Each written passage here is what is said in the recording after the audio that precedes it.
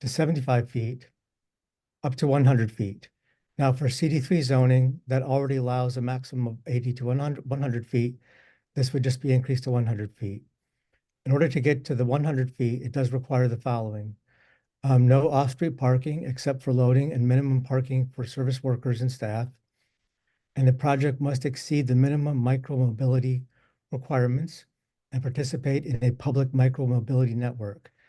Now, micromobility includes lightweight vehicles such as bicycles, scooters, especially electric ones, which may be used by vehicle owners or as part of a self-service rental program in which people rent them for short-term use. Also included is a mobility fee exception. This fee would be waived for projects that obtain a full building permit by 9/1/2030. And the mobility fee is based upon the intensity of a project. This would also include a density increase. Right now, the zoning districts allow a density from 100 to 106 units per acre.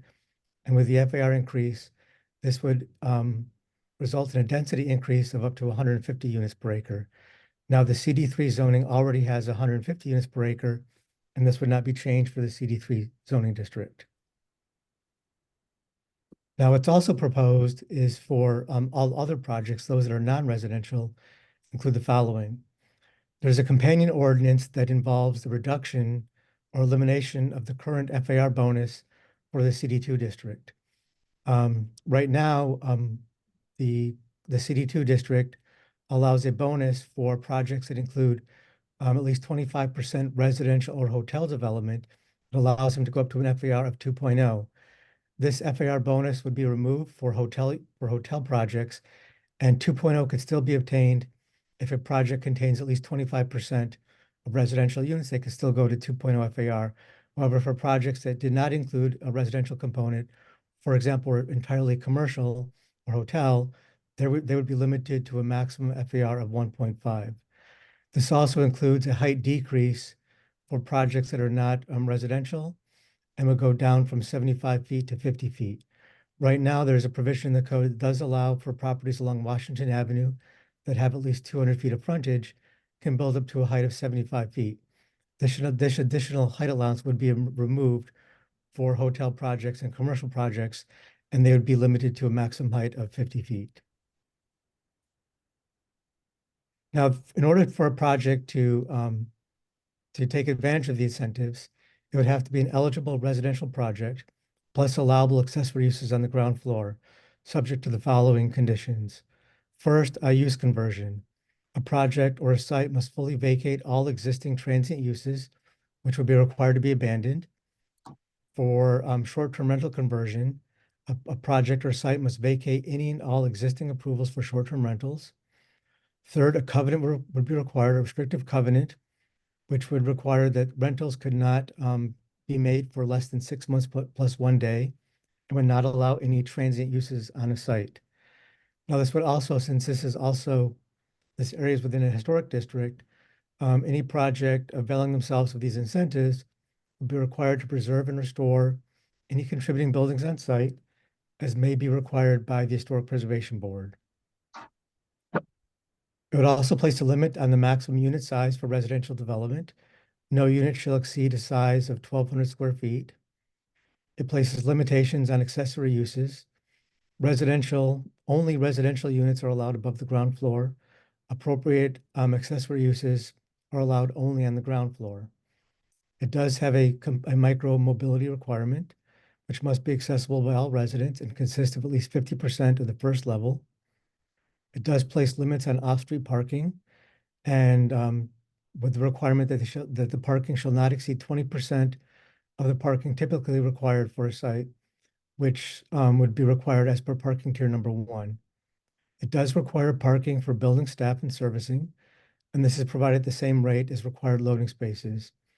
It also requires a accelerated approval process or accelerated timeframe for building permit, and does require that projects obtain a building permit, a full building permit, or business tax receipt by September 1st of 2030. Lastly, no variances from these requirements are allowed. Next, the planning department has prepared some massing studies to show what the various height increases would look like along Washington Avenue. On this slide, we see a view looking south from 11th Street. The top slide shows the existing massing. The bottom slide shows a view looking in the same direction with a 75-foot high development. The next screen shows the same 75-foot high development on the top with a proposal for a 100-foot development on the south side of the screen. Next is a view looking north from 5th Street. The top image shows the current view with the existing construction. The bottom view shows up to a 75-foot high project looking north from 5th Street. The next slide shows a comparison looking in the same direction with a 75-foot high project on the top and a 100-foot high project on the south. Now looking at a specific site, we looked at the site of 1234 Washington Avenue, showing the current development on the site, as well as a view showing a 75-foot high proposal massing. Next is the same project, 1234 Washington, with a 75-foot high massing on the top and a 100-foot high massing on the bottom. Now, it should be noted that as part of any sort of increase for floor area within the city instituted a 6-step process at the beginning of this year. And right now we are on stage 2 of this process. First, the planning board held a preliminary review at their July 30th meeting. And now we're on stage 2, which is the community outreach meeting today. After today's meeting, the results and any sort of community input and feedback will be provided to the planning board when they next meet, which is on September 24th of this month. After that, the planning board will provide a recommendation to the city commission. The city commission will review the application, review the ordinance, including the height increases and density increase at a first reading public hearing. After that, there will be another community workshop. And then lastly, there will be an adoption reading public hearing, a second reading adoption public hearing later on this year or early next year. So again, my name is Michael Belush, and if you can email me with any questions or comments, my email is michaelbelush@miamibeachfl.gov. You can also find additional information on today's proposal under the city's website, which is miamibeachfl.gov. From the main page, you can click on agendas, and under land use board agendas, you can click on the July 30th, 2024 planning board, where you'll find more details and the specifics of today's proposal. Before the September 24th meeting, we'll also update this information to provide additional information and input from the public. With that, I'll open it up to any questions.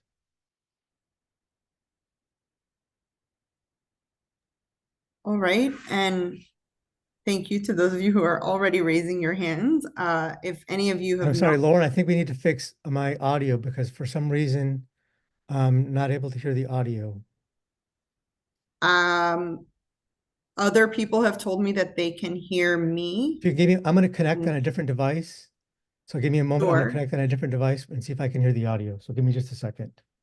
Okay, while Mr. Belush is disconnecting and reconnecting, I would also like to thank Cara Petrella for being here from Commissioner Fernandez's office. And I neglected to introduce myself in the beginning. For those of you I haven't had the pleasure of meeting, my name's Lauren Fertel, and I'm your South Beach Neighborhood Affairs Manager. If there's ever questions or concerns or just want to check on something in City Hall, I'm the liaison between the businesses and the residents and whatever they are looking to find. So feel free to reach out to me anytime. But if there's questions about this particular item, you can reach out to my office or Mr. Belush, as he said before. I am hoping that he comes back on in a second or two and can hear everyone else speak. I do see hands raised. We will take everybody's questions and comments one at a time.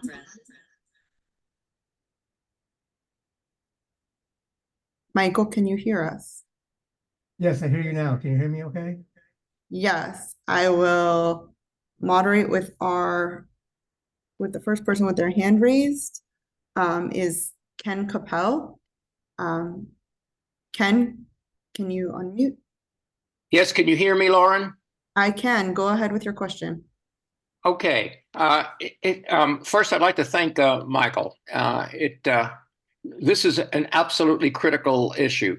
I can think of no single step that would be as effective in reducing the crime and the disorder that plagues the so-called entertainment district and then the adjacent neighborhoods than adding full-time residents. Simple ratios tell the story. In Mid and North Beach, mainly residents and some visitors, and fewer calls on the police. In the entertainment district, many visitors, few residents, many calls on the police. The crime and the mischief harms those residents who do live in the area. It costs the city millions in law enforcement, and it creates a revolving door for good businesses who lack a steady clientele, as witnessed by the many boarded up locations. And let's face it, Washington Avenue is not a pretty place to look at. More residents on the streets will be the eyes and the ears of law enforcement. They'll deter some troublemakers just by their presence. They'll support policies that enhance quality of life. They will support local merchants. As important as our police and prosecutors and judges and street lighting and code and compliance, and they're all critical, more full-time residents has the greatest single potential to create the situation. Miami Beach will always be, and it should be, a great tourism destination. But 90% visitors to 10% residents in a narrow area, a small area, doesn't work, whether for the residents, the merchants, the city's finances, or quality tourism. Thank you. Thank you, Thanks, Ken, for your Ken. comments. Our next, Johan Moore, can you speak? Oh, there we are. Good evening, Lauren. How are you? I'm great, and we can hear you. Great, and thank you to Michael for that presentation. I want to come at this fully supportive, but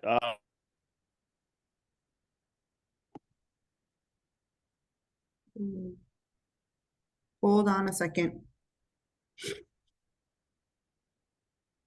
okay. Did you lose me? I did, and I apologize. You Oh, may. that's all right. Thanks again. I said I want to come. I'm fully supportive of this, but I want to come at it from 4 different questions and stop me when that might be appropriate. I'll start with well, what was it? Preclusion number 7, I guess. 50% of the ground floor being given over to micromobility, right? And I'm only talking about contributing buildings in this context. Would that preclude continuing the current ground floor heritage business, many of which sadly are vacant, in the 1- and 2-story contributing buildings on Washington? And I don't know that you want to answer that now or after I ask. Yeah, Johan. Thanks. Yeah, let me answer that now. That's a really good point. Let me just my audio is messed up here just a second. You're just echoing Yeah, a that's little. a really good point. If you have 2 devices, mute one of them. Can you hear me, Lauren? Yes. Is there any feedback? I'm getting some feedback on my end. A little bit. It's better than when you first started. Okay. Yeah, so that's something that we're going to look at further, Johan, and especially something that we think has to be more considered in terms of existing uses, the existing ground floor commercial uses, and what may be within a historic structure. So that number is something that I think we're going to further look at more carefully and revise through this process. Yeah, great. Thanks. Which leads me into another point. Is it assumed or will it be required that there be a change of ownership for 1- or 2-story contributing buildings in order for a developer to build whatever they might be able to build under this? Or is there a possibility of incentivizing a more horizontal residential that would possibly span multiple narrow properties with residential above them? If that question is clear. I'm not really sure because we're not focused here on like requiring a change of ownership. This would be a voluntary thing that owners would have to agree to increase the FAR by providing, you know, full-time residential development versus transient housing. So it's something that would be, you know, up to each property owner to see if they want to take advantage of these incentives or not. Right, I got that. But let's say an economically strapped one-story contributing building owner with a possibly underperforming or vacant, let's call it ideally, neighborhood grocery store.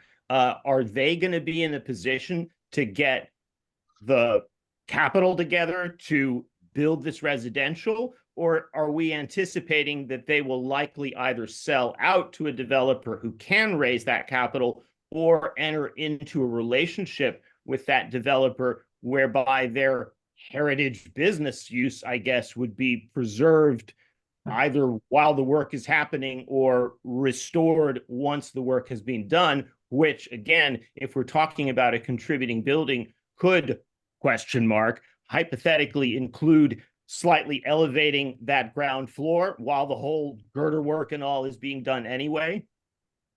This doesn't get into that level of detail. Right.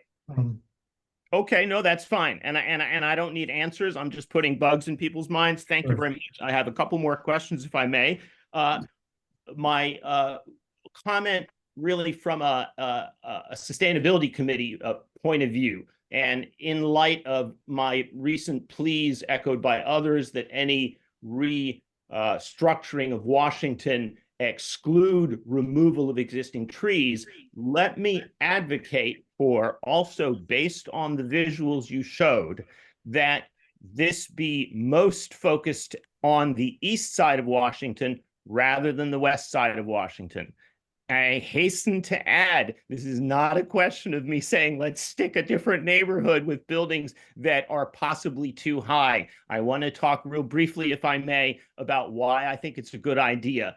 Based on the wind and shade effects of the blackthorn, the black rock, whatever it is, at 8th and Washington, what we see is that there is a wind whipping effect either from the north or at that building, seemingly preferably from the south, around behind the building. Arguably, on the east side of Washington, that would cool the avenue. It would help keep the trees from overheating, and the shade effect is such that, let's face it, I think we're a sunrise, maybe more than a sunset worshiping community, certainly in terms of real estate prices.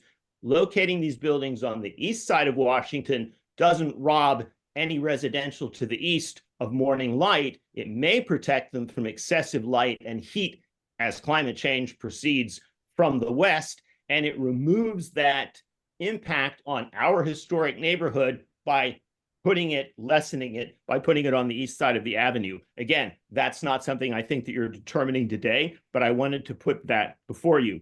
I think we want to avoid tall, skinny towers, and that's my concern about a block that may have one failing business that's a single storefront wide that then could possibly end up looming. I think that's my final comment. Oh, yes. And if, along with any massing studies, specifically aerodynamic intersecting with temperature studies could be done, I think that would be really important that we target this development to try to support this pedestrian micromobility and mass transit and ideally more greened corridor in the future. Thank you very much. Wonderful idea. The only concern, of course, is excess height. It really looms more visually on the west side of the avenue than it does on the east. Thanks again. Thank you, Johan. Michael, any further comments on that? No, I think I'll just, you know, bring his comments up to the attention of the planning board. Great, then I'll go to the next caller, Saul Gross. Saul can, Okay, I'm here, thank you. great. Thanks for the presentation. I don't understand at all the 50% micro mobility requirement. Where does that come from? I mean, Yeah, and so I think is this that's preparatory something that to- we're gonna further study. I don't think Just that finish number asking has my question, if you don't been mind. really vetted yet.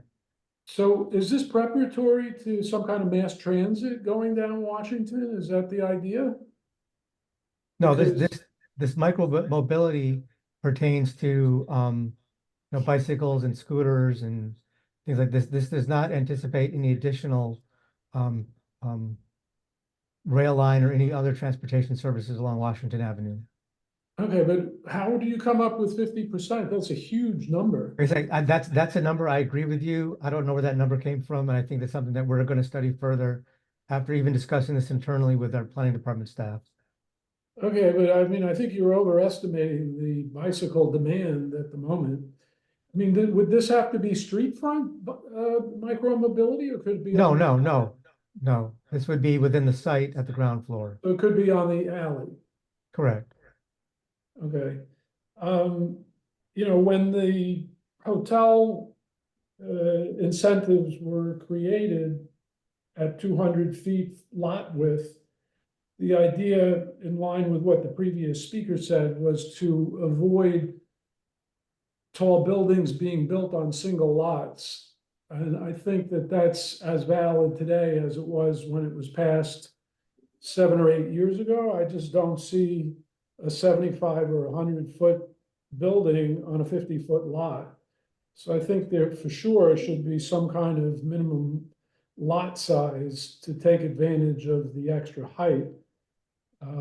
Because the two projects that were built, whether you like the use or not, they fit very comfortably on the site on which they're built because they're set back in height, and there were very specific design guidelines to make sure that it didn't loom over the street.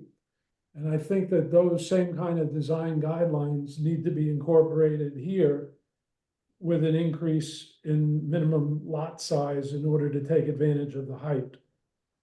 I don't understand why the unit size shall not exceed 1,200 square feet. If the market wanted to do it, why should the city tell people what unit size is permitted? Sure. So I could just comment on that. The idea here is that, so does not become, luxury second, third homes. This is meant to be more for primary homes that are more attainable versus the typical luxury housing, which is the only type of housing we're seeing being constructed here. Okay, I think that that's a bad idea, just to put it on the record. So you're trying to manage the income of the people who are living on the site? Is that? No, Is that what this you're is saying? to manage the size of the units to be more naturally more livable versus, we're seeing along a lot of areas, these units that are, 2, 3, 4, 5,000 square foot units. And the idea is to create more residents here versus just having more empty luxury housing. Well, if somebody had a family, the 1,200 feet might not be adequate for them, and I assume you're trying to encourage families to live there. I mean, I think it's a great idea to encourage residential in Washington. I think it adds customers, for the Washington Avenue stores. What happens, what, are there any setback requirements built into the ordinance? The setbacks would remain. We already have setback requirements once you get above on the ground floor, and then additional setbacks once you get above a height of 35 feet. Okay, well, that's what we had put in for the 200-foot lots. Correct. But what about for the smaller lots? Those same setbacks would apply. I see. So you can't build anything that's financially feasible on a single lot, is what you're saying. Yeah, likely you would not build something on a single lot like this. You may want to make that explicit just to make it easier to understand. Let's see. So what about the parking requirements? All I saw there was that, limits on off-street parking, not Yeah, to the exceed parking 20% requirements, of parking requirement. Is the parking impact fee program still applicable? no, here the proposal is to drastically reduce the parking requirements. And actually, if a developer wanted to provide parking, it could not exceed what? It could not exceed 20% what would typically be required. The idea is to reduce the parking pedestal, reduce the mass from parking, and that's why we have this micro mobility component. So the people coming here to live in these units would be more likely, or somebody who would be using the public transit available versus driving their own car. Right, but is there any talk of the city building a garage on Washington Avenue or making more spaces available in the police station garage? There's only 80 spaces there available to the public. That's a good comment, something I think that we can research further and find out if, what the proposal is for additional public parking and garages along Washington Avenue. Okay. So the setback requirements you just didn't list, but they're included. That's correct, yes. Okay, you may want to circulate those. Those are basically my comments. I mean, you kind of have to read this ordinance together with the other ordinance having to do with limiting entertainment options, and I see that those are not being presented today. Can you update us on what the status of those are? That ordinance is scheduled for first reading at the city commission, I believe, tomorrow. For what, first hearing? First reading tomorrow, correct? I see. And that's already been to the planning board? Correct, yes. The planning board recommended in favor of it at their July meeting. And what was the vote at the planning board, just out of curiosity? I don't have it offhand, but I believe it was unanimous. I see. Can you just summarize that? Because a lot of people who are here on the Zoom call are, well, I don't know the number, but historically, there has been entertainment on Washington. 1235 is still there and operating. Is there? I don't have that information in front of me, Saul, so I don't want to try to summarize it now and miss something. But Okay. anybody who's interested could look at the commission agenda for tomorrow and can see the item. Okay, those are my questions. Thank you. Thank you, Saul. Thank you. I'm going to go to the next caller. I'm also going to thank Commissioner Tanya Bott for joining us. Let's see. Troy. Troy, can you hear me? Yes, I can hear you. Hopefully everyone is doing. You have the floor. All right, thank you very much. Michael, and I appreciate the presentation. I think, since Saul already spoke, I will keep my comments brief because he speaks basically the sentiments of what I was going to talk about. But, there's no secret, Washington Avenue is in desperate need of help, beautification, first, and investment by the city to enhance it. So, if this is a move to make that happen, I think it's amazing. But is this the answer or a partial answer? I don't know. I don't know if, the FAR really goes far enough, 75 feet, 100 feet, to really incentivize or attract the kind of developers that we need. I think if we were to raise it to be higher, more, maybe 150 feet, and I know you just did away with the 200 feet, I think that would be a lot more attractive. In addition, like Saul mentioned, you almost have to pair what is being attempted here with the nightlife and entertainment plans that the city has. Because one thing you don't want to do is inspire one thing and then kill another. And I think that would be suicide for entertainment or even attracting people on Washington Avenue. So, Washington Avenue currently, we have amazing entertainment venues. They rarely or at all ever get into any issues or troubles or problems, save one, maybe every several years. But so there's a lot to look at there. So there's a lot to respond to. I will wait until I have an opportunity to meet with the executive board coming up pretty soon to get more input and maybe provide that to the city. But anything that, Washington Avenue can do to support what the city is doing, we're all for it. again, we just don't want to destroy or kill something else that we're trying, and at the same time, trying to build something up at the same time. So that's all I have to say. And if I can get a copy also of the presentation, I think that would be helpful. Sure, no problem. Thanks, Troy. Yes, Michael, not a number of people would like to have access to the deck. So if you could forward me the PowerPoint or PDF Yes, I will reference forward you afterwards, we can share it. the PowerPoint as well as links to the last agenda item where this was heard by the planning board that has the specifics of everything I discussed today, including more detail. Perfect. Our next question is from Mitch Novick. Mitch, can you hear us? Yes. Good afternoon, everyone. Mitch Novick. I'm still trying to process what 10 stories, how that would fit in within the historic district. I have to admit, I initially thought this was to incentivize residential use and decentivize hotel use, thereby making removing the height incentive to 75 feet and limiting residential use to 75 feet, with the incentives being the lesser need or requirements for parking. So I'm trying to process all this, and thank you for the presentation, Michael, and Lauren. That's it for now. Sure, Mitch, let me comment on that because I know you mentioned the disincentive for reducing the incentive for hotels. There is a separate ordinance pertaining to the CD2 district that removes the bonus that currently is allowed for hotel development, wherein hotel development is treated the same as residential, an allowance of the FAR bonus from 1.5 to 2. There is a separate ordinance that does remove that bonus. Okay, and that's in the CD2 or Washington Avenue? Correct. District? Correct. Okay. This Thank also you. removes the height. This ordinance removes the height that's allowed, the bonus 75-foot height that's allowed for projects that have at least 200 feet of frontage.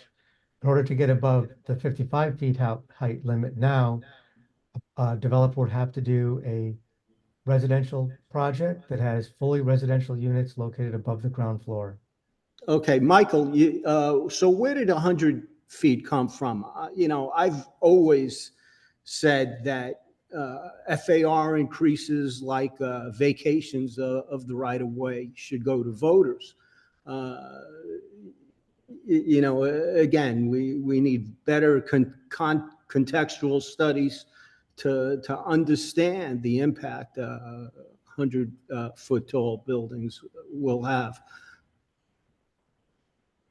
Understood, Mitch, and just so you know, the reason we came up with the 100-foot limit, that's presently the height maximum for the CD3 area on the north side of the northern area of Washington Avenue. And that's where that height limit came from. Okay. So it's CD2 on the east and CD3 on the west? No, the north of let me pull up the zoning district just a second here. Yeah, that doesn't make sense to me. The Maybe CD3 is located on the north part of Washington, not the east or west. Just a second. north, at what street does it begin? Is that 17th? I think 16th, Okay. 15th, let me see. 16th Street. Yeah. Okay. Thank you. Thank you, Mitch.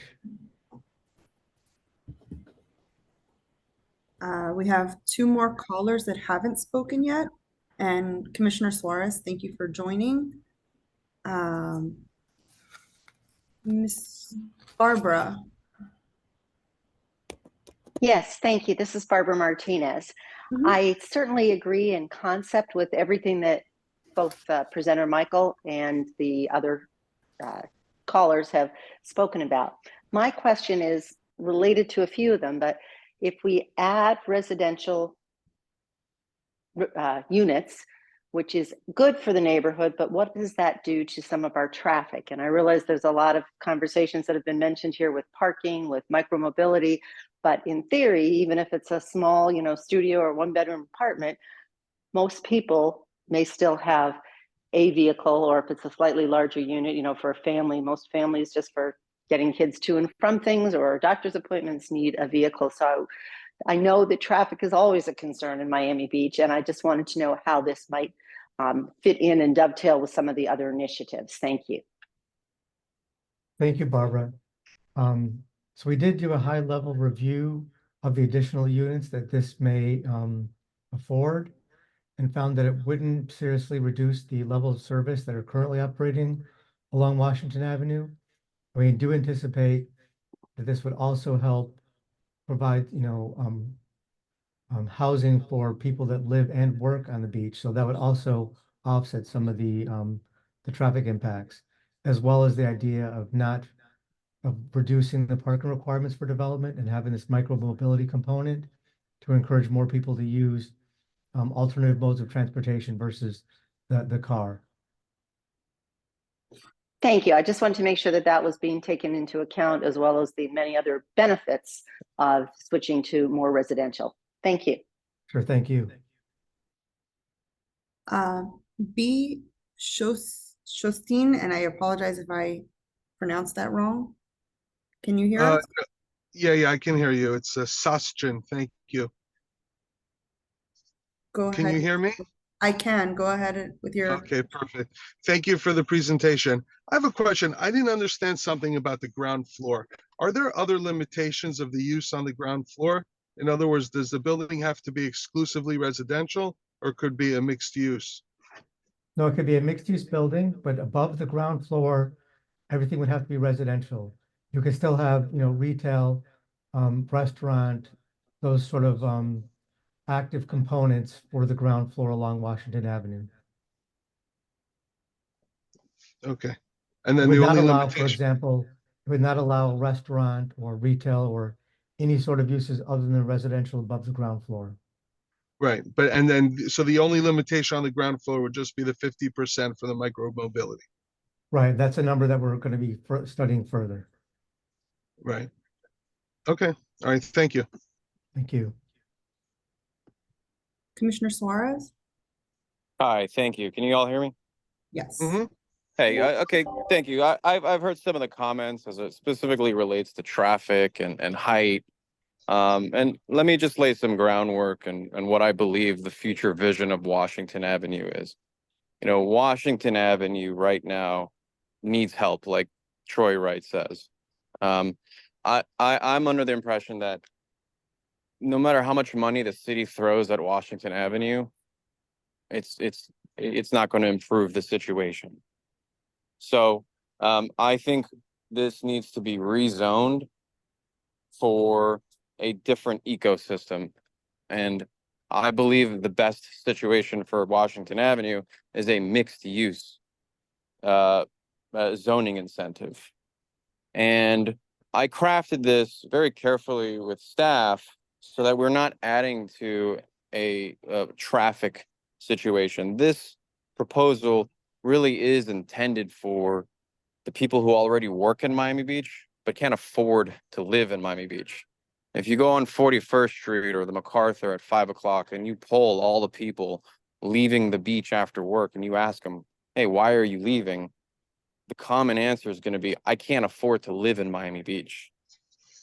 So, and how does that address this? So the whole idea of removing the parking requirements and the fees associated with it is designed for developers to attract a clientele that doesn't need cars. We live on 7 square miles of land, and there's everything we need is here. It's designed for a very urban residential lifestyle where you can either get on a bike, you can walk, you can take public transportation, and you do not need to pay a car payment and insurance involved with a car. Everything you need technically is on Washington Avenue or, just on the other side of Lincoln Road. And I think Mitch chimed in, and Mitch, the incentive right now is kind of backwards. If you wanted to build 75 feet, you can build 75 feet for a hotel, but you can only build 50 feet for residential. My proposal is to flip that, 75 feet for residential, 50 feet for a hotel, which further de-incentivize hotel use and transient use on Washington Avenue. And that is predicated on 20% available parking. Now, I wanted to give a further added incentive of an extra 25 feet. I don't know whose sound that is. That's making. I'm trying to mute. Thanks. So the further incentive from 75 to 100 feet is that you can build just maybe 2 stories extra, but you would have 0% parking, meaning there would be no parking assigned for any of the unit owners. And that's important because that's not going to add traffic. And I think another caller mentioned that we may need to build more garages. The whole point is that we're not going to attract clientele who are going to need a car, or people who already work in Miami Beach don't need a car anymore because they can live in Miami Beach and travel through micromobility or public transportation. So I think it's a perfect merging of a need for Washington Avenue to really revitalize it. I'm not trying to kill entertainment. I'm not trying to kill business. If anything, we're going to shift the business model to a more residential mixed use use. Okay, but I mean, let's all be honest. Washington Avenue is in rough shape. I walk Washington Avenue almost every night, and it's blighted. And so I think this will bring a really fresh perspective over the next 10, 20 years for Miami Beach. And I think it's about time that we plan for the city we want to be, not for the city we have, as my colleague Commissioner Bott would always say. And again, if anyone has any sort of questions, you are always feel free to reach out to me personally and my aide. I'd be more than happy to sit down. If you have any suggestions, now's the time to kind of reach out to me and make some last minute improvements. I know Troy wants to go to 150 feet. I don't know if that's necessarily compatible for the neighborhood. But again, my door is open. If anyone has any suggestions, I'd be more than happy to sit down and talk. Thank you. Thank you, Commissioner. We do have 2 more speakers that have not talked yet. I'm going to take them first. I do see other hands up repeatedly. If you're not intending to speak again, if you could take your hand down, that would be helpful. Tom McClone. Can you hear us? Yep, I can hear you. Can you hear me now? Yes, go ahead. So this has been a very interesting presentation. But although Washington Avenue, definitely needs something to happen in terms of improving the situation there. If people really think being that close to the beach is going to create some kind of housing that's going to be affordable for people, when there's really no big employers in Miami Beach, I think that we're sort of kidding ourselves. And again, this is just my opinion. As you get closer to the beach, I mean, right now rents, for residential units are probably at record highs.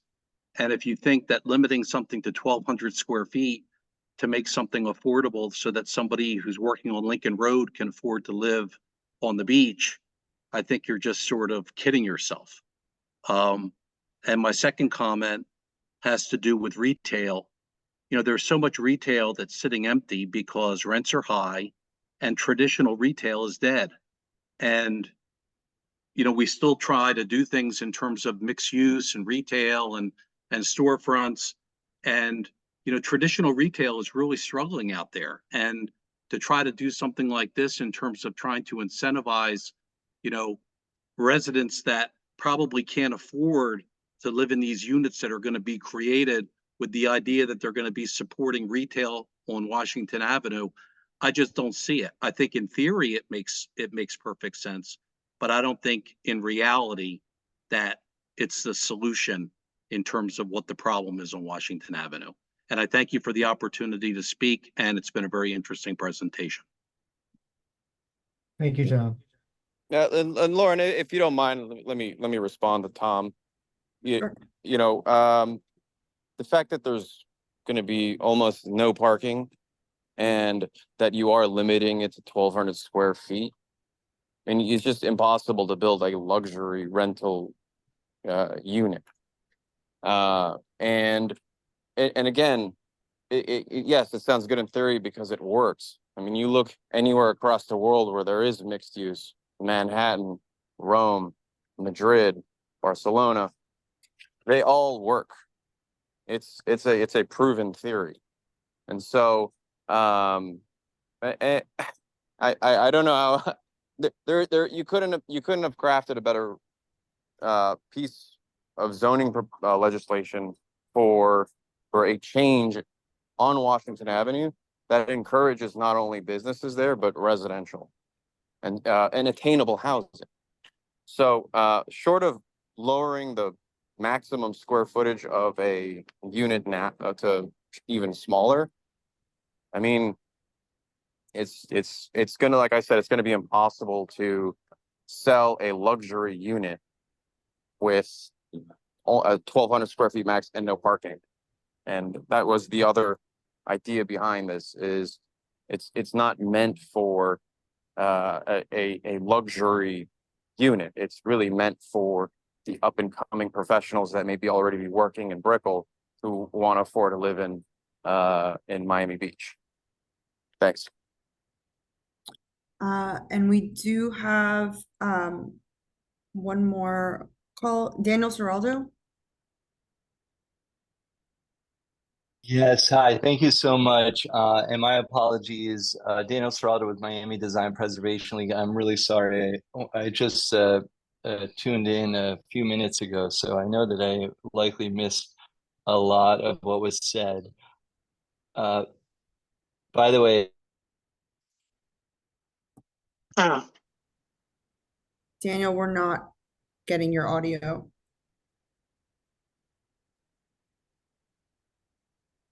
I'm gonna go to David Reidenberg. I will also let everyone know there. hello. Yes, Can you hear me okay? yes. Oh, okay, thank you. Sorry, it said that it was not connecting. Okay, so Daniel Seraldo with Miami Design Preservation League. Obviously, Washington Avenue is an incredibly important street within the Art Deco district. I was involved very much in the Washington Avenue master plan that happened several years ago. I think it was under Mayor Levine at the time. And similar to this, there was sort of a rush at the time to kind of change the zoning wholesale, but not a lot of details. And at that time, the owners on the street and the stakeholders said, let's put together a group, let's get a certified expert planner, and let's really look at the street. You know, it deserves that sort of level of attention to detail, development of massing studies, even renderings. I know, as an example, originally there was an idea back then, let's try 10 stories, but as soon as the rendering was prepared, there was pretty much unanimous opposition to that, even from a lot of the property owners. So I'm so happy now catching up with this. Definitely want to take Commissioner Suarez up on his offer to meet extensively and learn more about this. But unless I missed it in the presentation, and maybe Michael could answer me, are there any renderings? Are there any massings that have been developed? That usually is a requirement for any sort of major zoning change. If not, I hope that will be a part of it, because it is going to require the consensus of the stakeholders in the area. And without that, I think it's going to be very hard. Okay, so I see some there. So I'll definitely take some time to review this further. It's kind of interesting though. I'm just seeing this now, and you have something, it looks like 100 feet where the Moxie Hotel is. So it's not really that realistic to show something that's already built out. So again, a lot of good ideas here. I want to keep the conversation open, but also want to make sure that there's a lot of folks at the table, that there are public meetings, visuals, that we really want to preserve that beautiful postcard. And oh, so there's another massing at the Good Time. So I don't know if the Good Time's going to redevelop or not, but probably unlikely. So let's just get a little more info, and thank you for your time.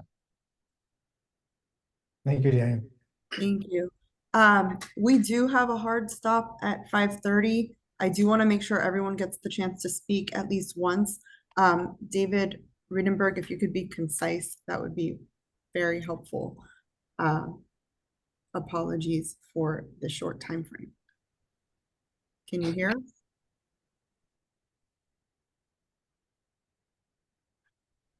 David, can you speak?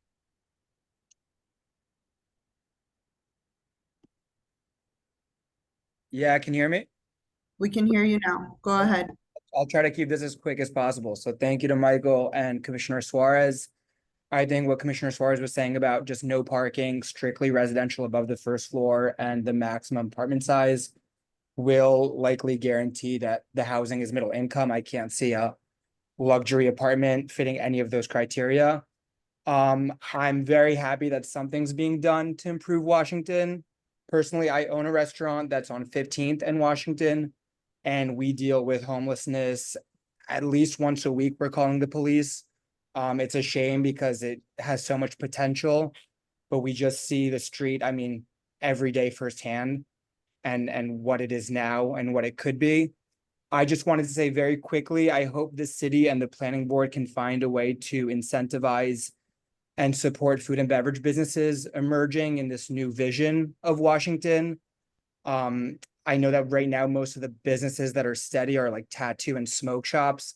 I'd rather it be restaurants and cafes. Right now, most restaurants are dealing with 2 to 3 year delays just due to the city planning board and permitting.